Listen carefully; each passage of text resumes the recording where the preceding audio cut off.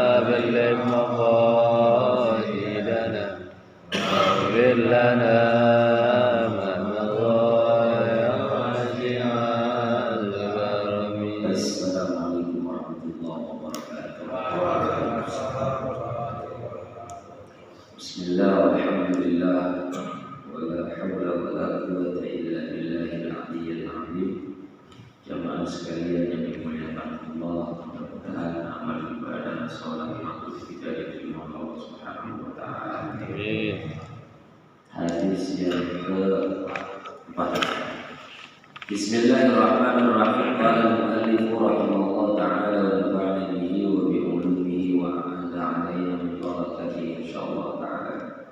Al-haditsul rabi', hadis yang keempat.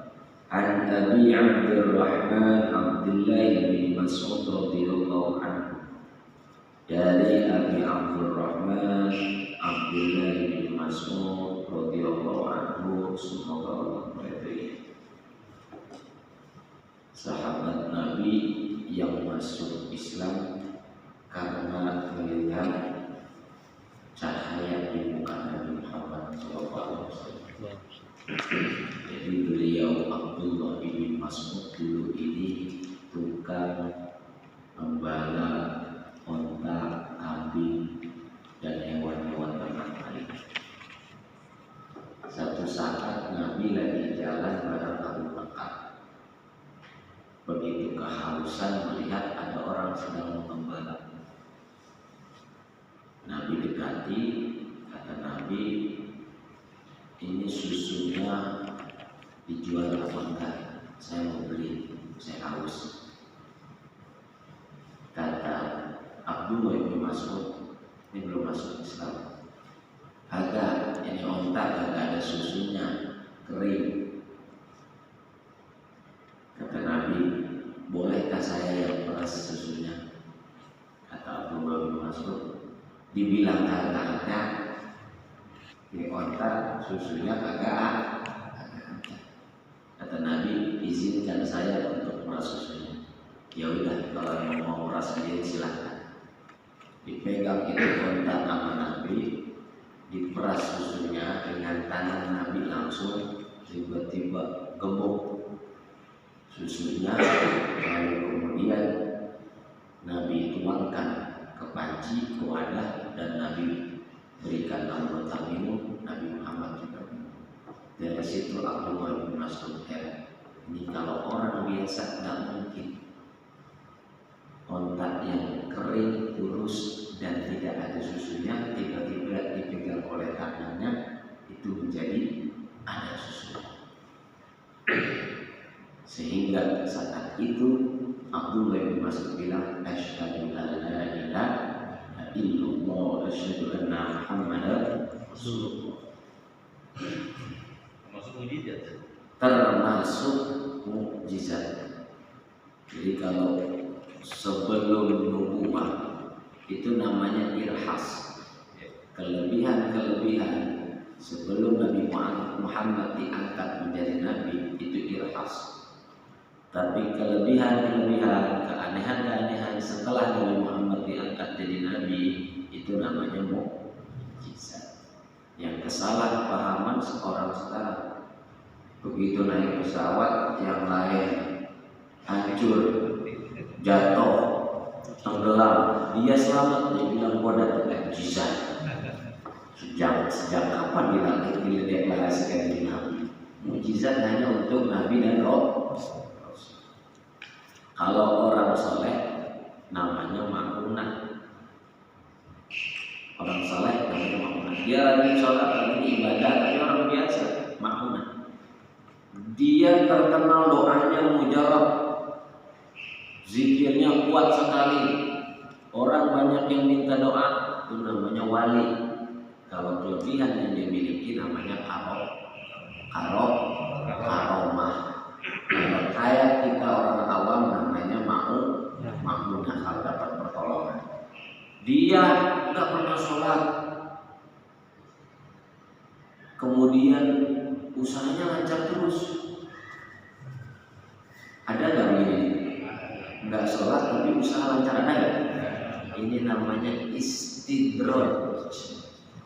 Istidroj itu apa? Pemberian kelebihan dari Allah kepada orang yang memang tidak taat sama Allah. Fir'aun nggak pernah sakit. Makanya saya paling takut kalau punya saudara teman nggak pernah sakit. Takut keturunan. Qala haddatsana Rasulullah sallallahu alaihi wasallam. Kata Abdullah bin Mas'ud telah bercerita kepada kita. Kalau haddatsana berarti dengarnya rame-rame. Kalau haddatsani dengarnya sendirian. Kata Abdullah bin Mas'ud, Rasulullah bercerita kepada kita, wa huwa shadiqul masduq. Nabi Muhammad itu adalah as-shadiq, orang yang jujur, al-masduq, yang dibenarkan. Jadi omongnya nggak pernah ngaco, ngomongnya nggak pernah ngawur, ngomongnya nggak pernah hoak. Nabi Muhammad omongannya itu adalah selalu benar. Wa ma yantiqu 'anil hawa in huwa illa wahyun yuha. Tidaklah yang diucapkan Nabi Muhammad melainkan wahyu yang diwahyukan oleh Allah Subhanahu wa taala. Itu namanya shadiqul masduq. Karena kalau salawat itu ada juga la ilaha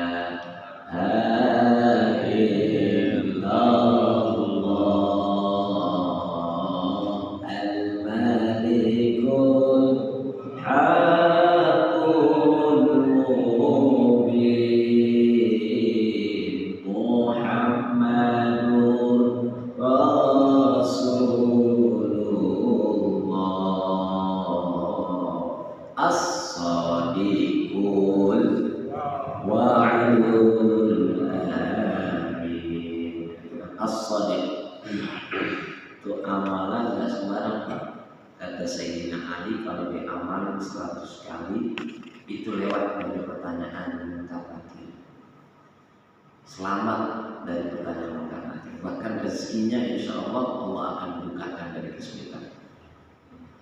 La ilaha illallah. Dulu mas ini dibacain sebelum sholat, ya kan? Ya. Sekarang sudah jarang terdengar. Diganti man ana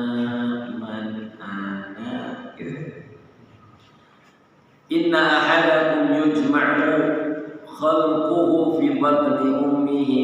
Sesungguhnya di antara kalian yujma'u itu dikumpulkan khalquhu penciptaannya fi batni ummihi di dalam perut ibunya arba'ina yawman nutfatan 40 hari di dalam perut menjadi nutfah. Apa itu nutfah? Mani, sperma yang beradu atau bertemu antara laki dan perempuan sebelum ibu hamil, sebelum ibu mengandung, itu maka sperma itu berproses selama 40 hari. Berproses terus 40 hari. Kemudian setelah berproses, summa yakunu 'alaqatan misla dzalik. Kalau udah ditakdirkan sama Allah, proses pertemuan sperma ibu dan bapak itu menjadi satu dalam waktu 40 hari. Setelah itu 40 hari kemudian baru jadi segumpal darah. Alaqah, segumpal darah. Jadi dari sperma selanjutnya menjadi darah. Darah itu nempel di rahim. Alaqah itu artinya nempel. Darah itu menempel dalam rahim selama berapa? 40 hari. Jadi 40 tambah 40 berapa? 80. 40 pertamanya air mani, 40 keduanya adalah darah. Summa yakunu mudghatan misla dzalik. Kemudian setelah jadi darah maka jadi segumpal daging. Segumpal daging itu prosesnya.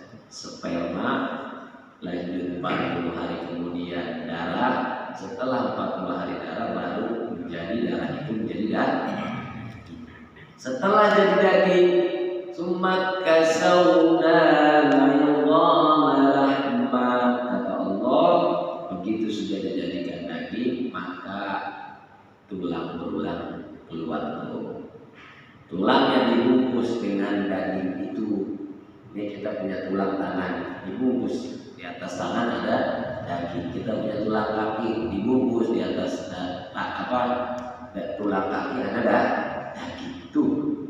Setelah 40 hari jadi berapa tuh? 120 hari. 120 hari sama dengan berapa? 4 bulan. Nih dalilnya. Summa yursalu ilaihil malak. Ketika sudah 4 bulan, lalu Allah utus malaikat. Allah kirim malaikat. Ngapain malaikat itu? Bayanfuhu fihi ruha, niupin ruh. Itu kita di dalam kandungan ibu masih berupa gumpalan daging.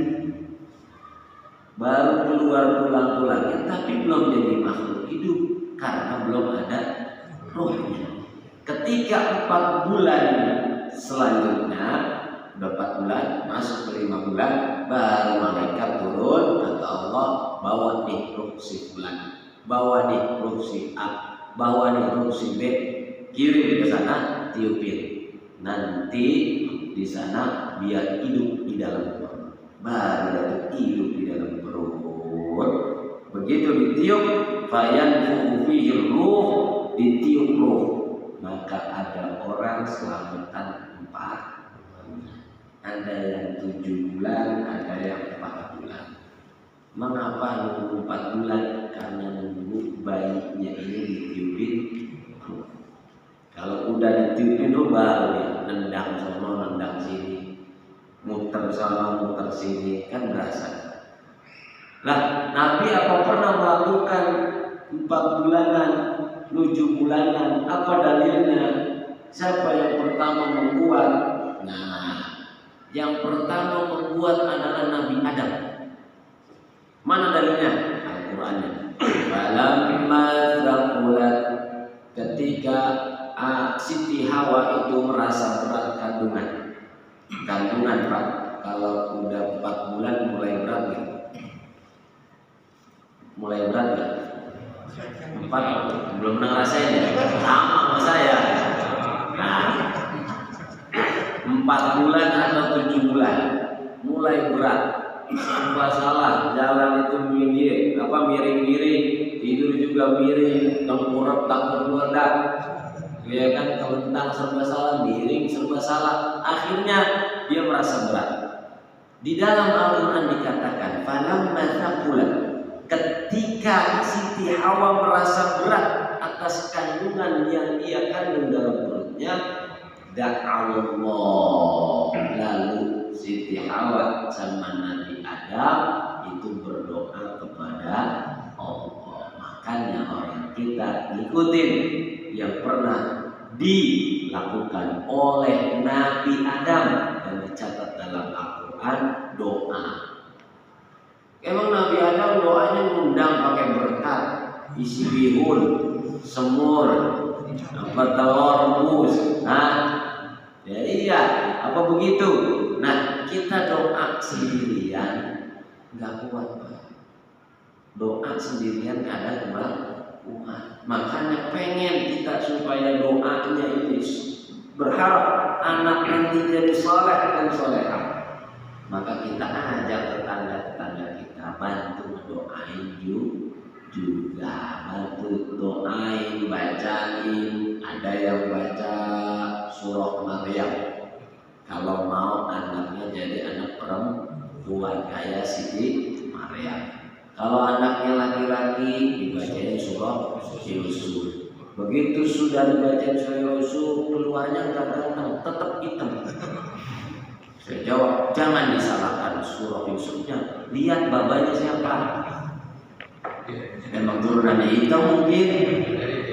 Nah, itu cuma minta kita berharap supaya ada kesalehan yang berefek. Karena Al-Quran ini efek, Pak, kepada janin yang ada di dalam perut. Sama seperti air. Di air, mengapa air Zam-Zam menjadi air yang lebih hebat di antara air-air yang lain?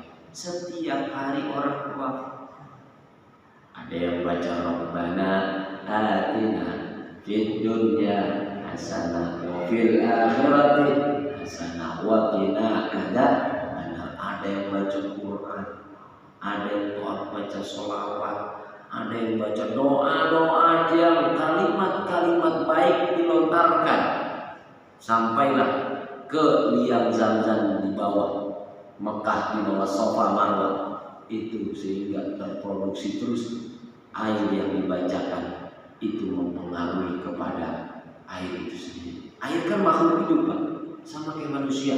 Kalau udah bandel banget, udah susah banget dibilangin, itu biasanya diruqyah, Pak. Iya kan? Didengerin ayat-ayat, didengerin lafaz-lafaz yang baik supaya apa? Dia sadar. Jadi muslim kok nggak sholat, maka dibacain. Begitu juga air. Semakin dia dibacain, semakin berefek atau berdampak kepada orang yang akan minum air tersebut.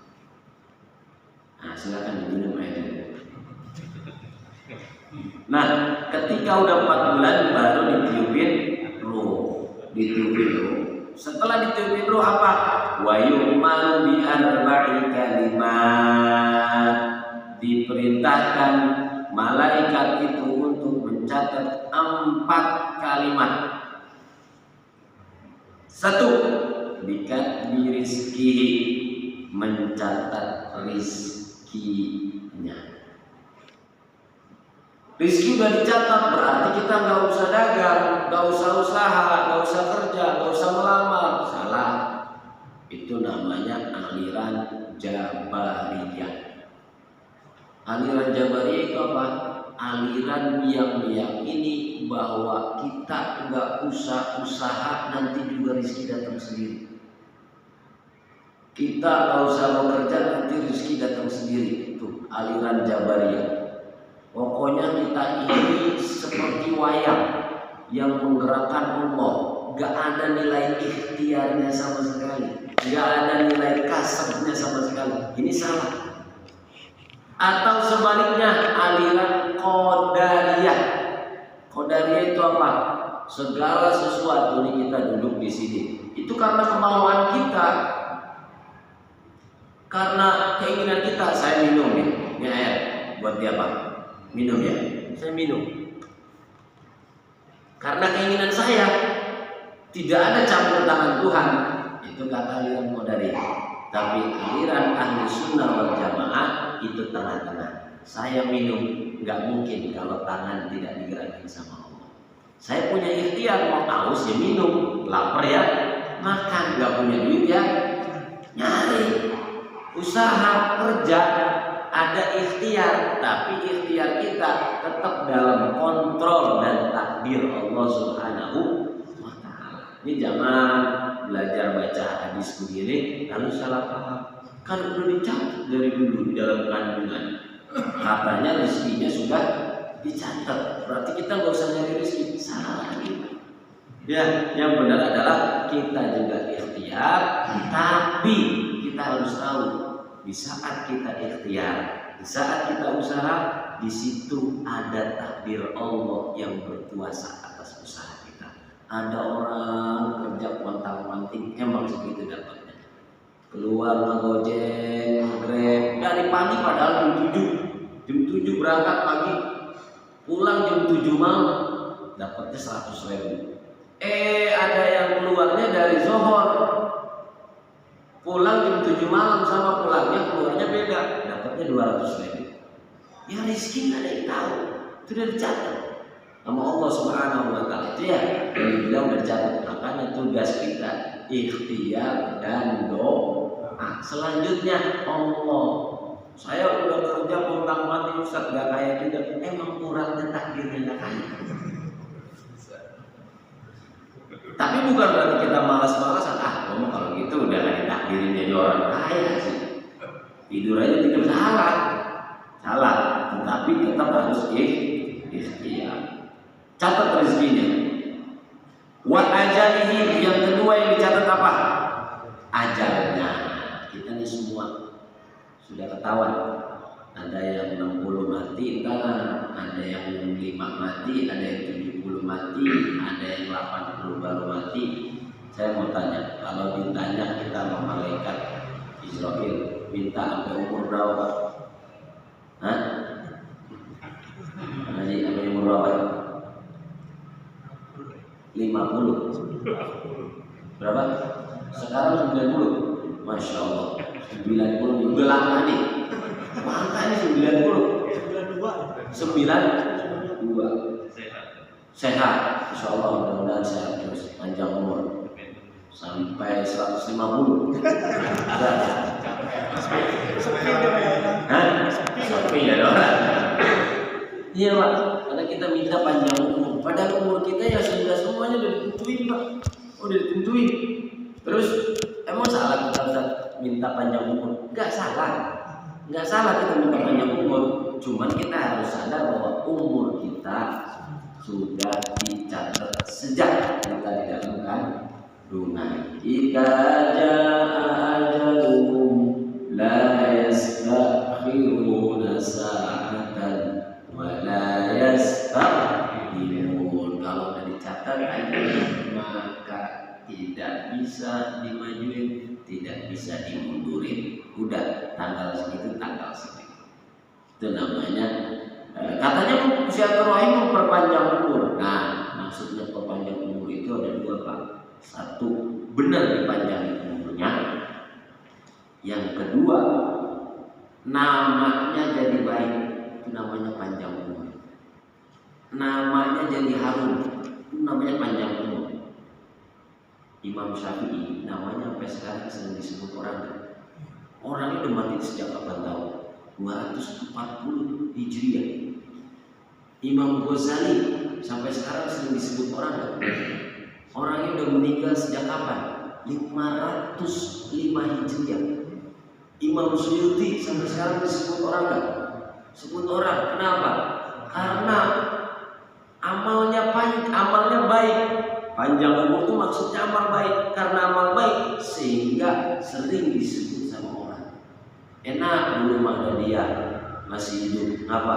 Asal jam 4 ke masjid dia bangunin. Assalamualaikum warahmatullahi wabarakatuh. Bapak-bapak, ibu-ibu yang mau tahajud silakan tahajud. Begitu dia tidak ada, jadi omongan orang. Sekarang mah ada, dia sepi.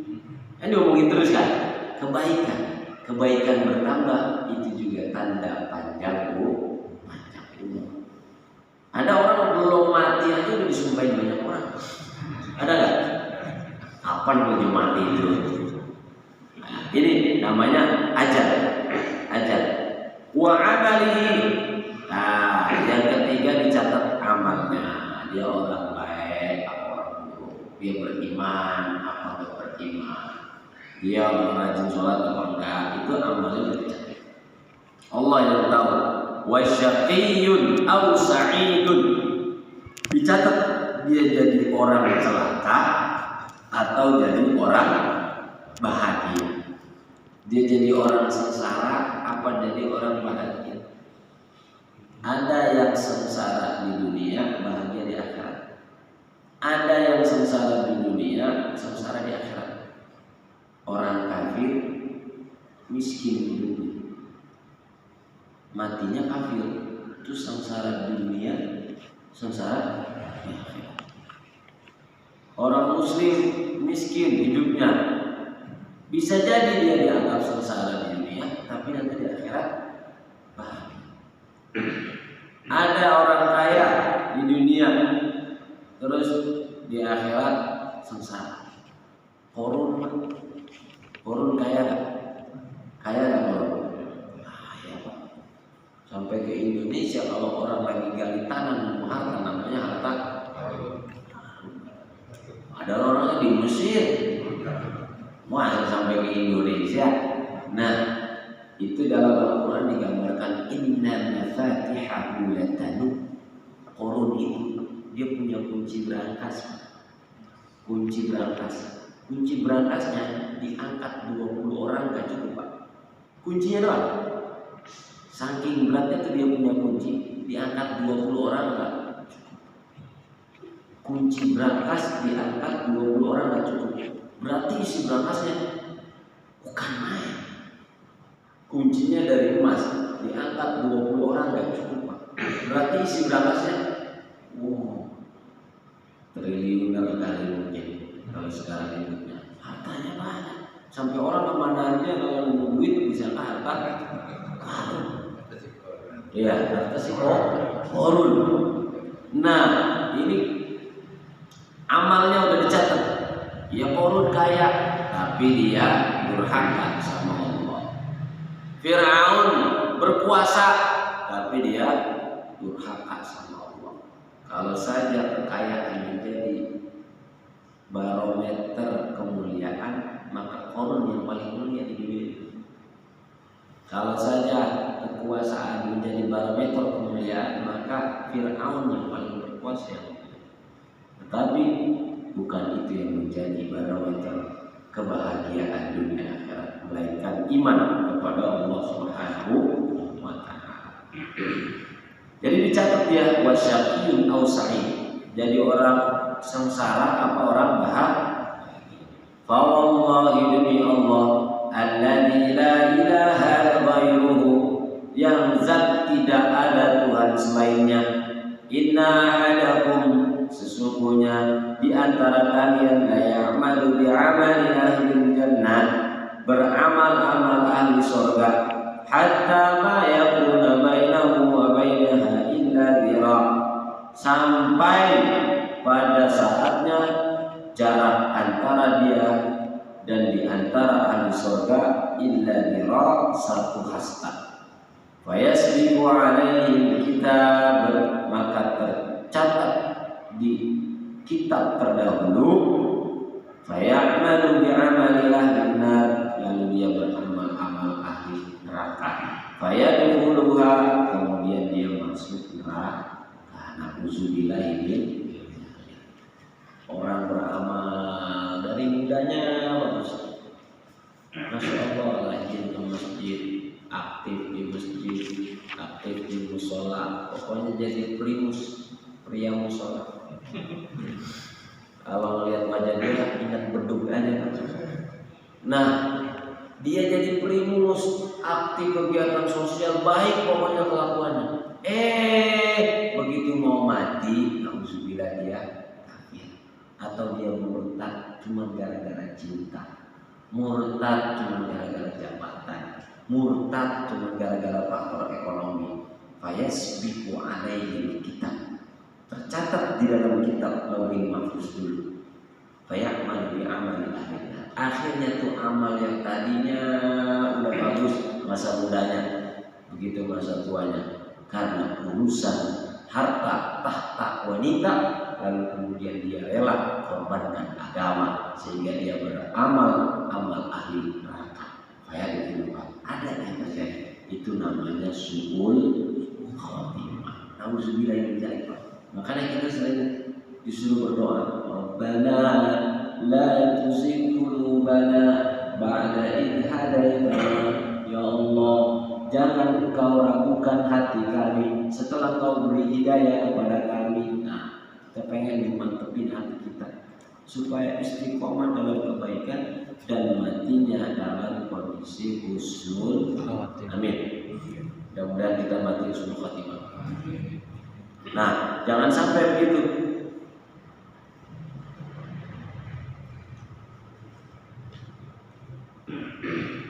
Terus wa inna ahadakum la ya'malu bi'amali ahli. Nah, ada seorang di antara kalian beramal amal ahli neraka.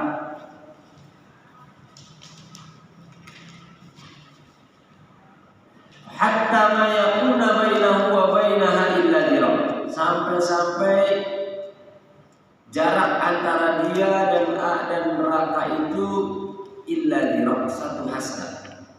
Fayasbiqu alaihi kitab, lalu tercatat dalam kitab Lauhul Mahfuz, fayamalu bi amali ahli jannah, akhirnya dia beramal amal ahli surga, fayadkhuluha, kemudian dia masuk ke dalam surga.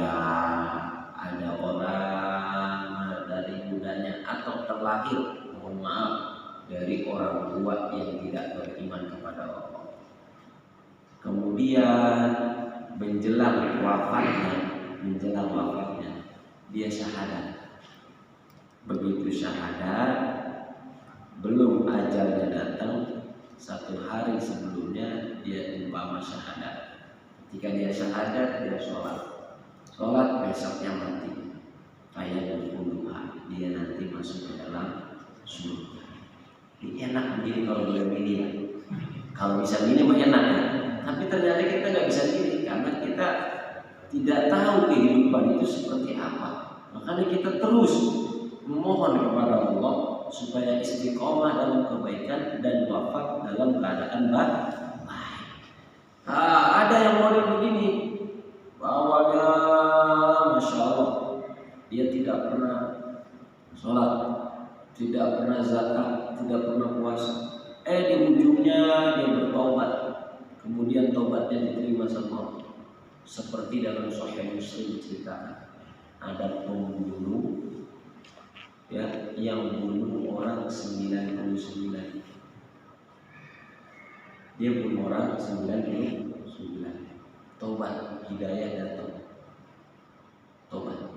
Tuh preman pembunuh 99, pemecah rekor itu. 99 nyawa tak bersalah dia bunuh.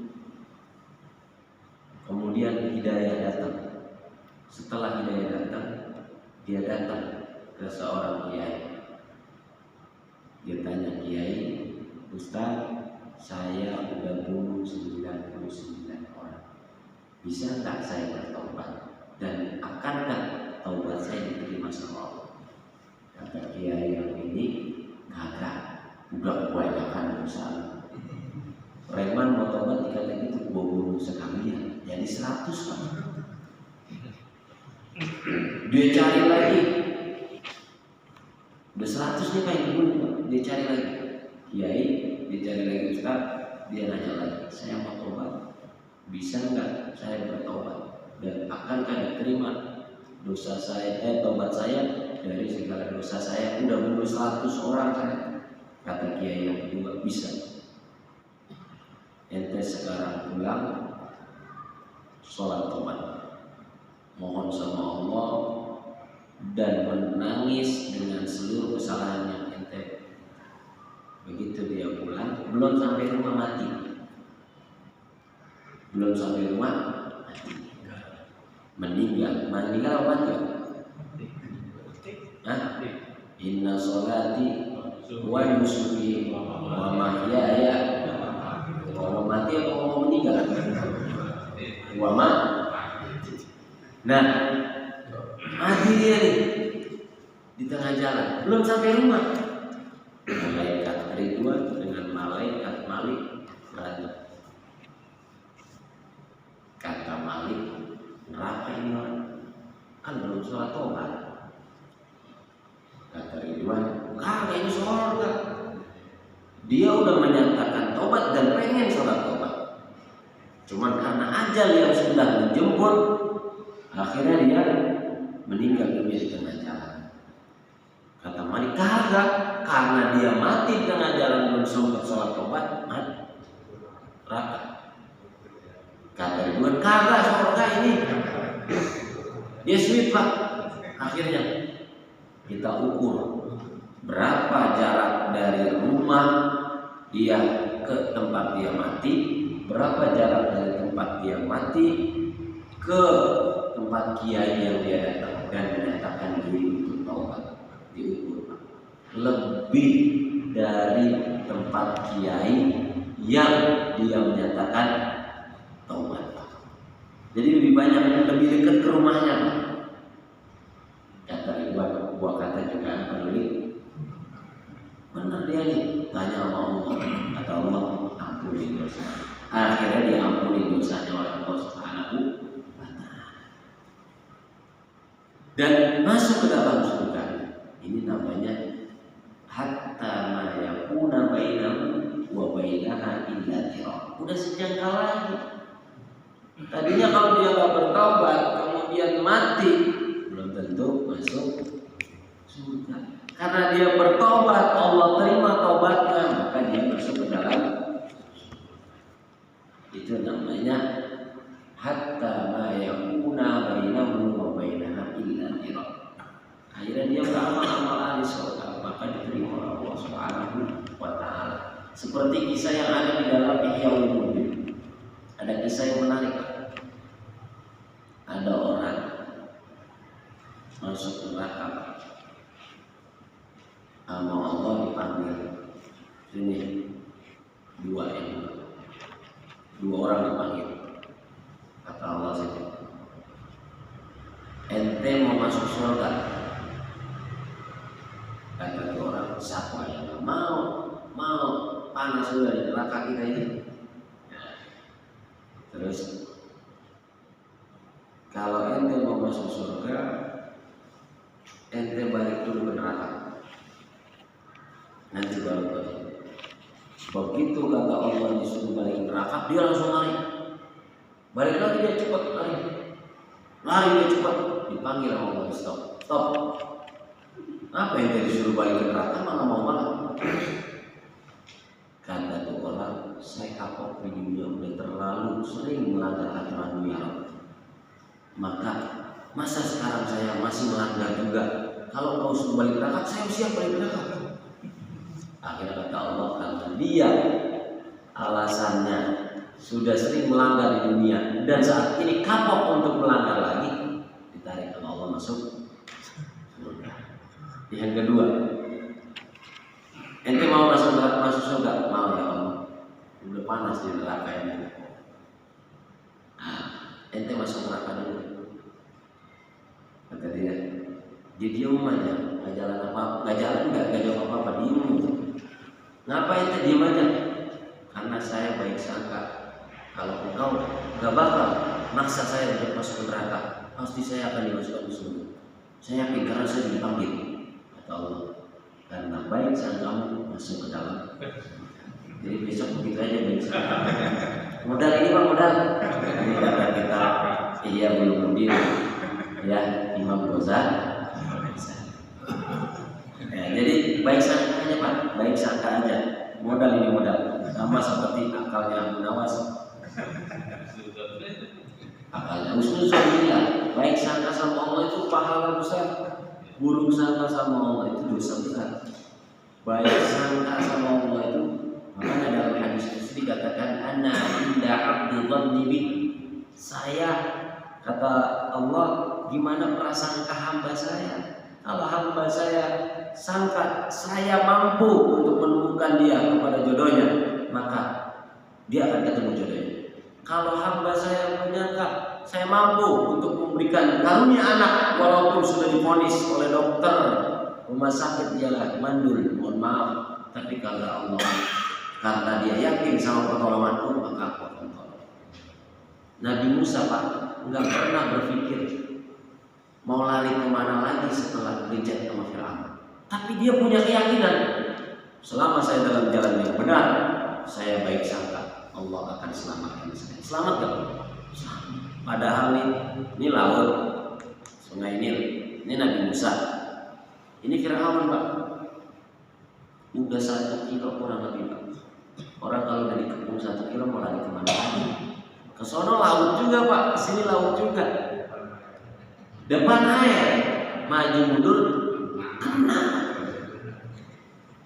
Tapi Nabi Musa punya perasaan apa ya? Allah bersama orang baik. Allah bersama orang yang husnuzon sama Allah, baik sangka sama Allah. Akhirnya Nabi Musa disuruh berlautan. Nabi Ibrahim nggak pernah menyangka Ismail selamat dari sembelihan. Orang sudah di leher Pak, itu Pak. Pisau sudah di leher. Tapi karena dia yakin ini perintah Allah, dia harus pasrah. Wa fadainahu bi dzibhin 'adzim. Langsung seketika Allah ganti Musa itu Ismail itu dengan kibas dzibhin 'adzim, dengan sembelihan yang besar. Dari surga langsung turun itu kibas yang disembelih oleh Ibrahim adalah kibas. Ismailnya berbaring di sebelah selamat. Nabi Ibrahim juga nggak pernah nyangka kalau dia bisa lari dari Raja Namrud saat sudah dipantek untuk dibakar dengan api. Tapi dia yakin bahwa orang bersama Allah nggak akan tidak selamat, pasti selamat. Bahkan malaikat sempat turun. Kata Allah, orang yang menggulung mau apain? Kata Nabi Ibrahim, jangan, udah biarin, terserah mereka. Saya udah yakin sama Allah. Allah bilang, "Qulna ya naru kuni bardan wa salaman ala Ibrahim." Ini amalan Nabi Ibrahim. Qulna ya naru kuni bardan wa salaman ala Ibrahim. Api, jadilah dingin untuk Ibrahim. Makanya yang suka main kompor gas, apalin insya Allah enggak bakal cuma gosong doang. Wallahu a'lam bishawab. Al-Fatihah.